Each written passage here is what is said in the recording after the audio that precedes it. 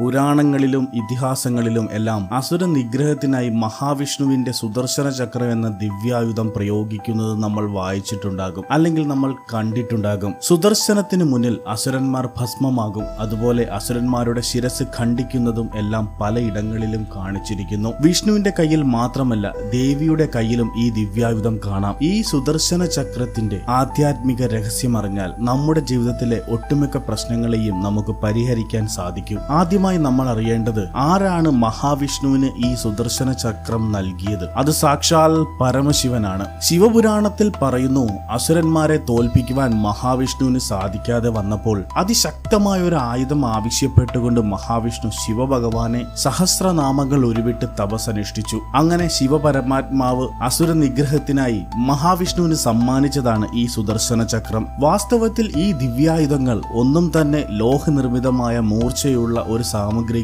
ആയിരിക്കില്ല. അതൊരു ആത്മീയ തത്വത്തെ സൂചിപ്പിക്കുന്നതായിരിക്കും. ജയ് ശിവശംഭോ.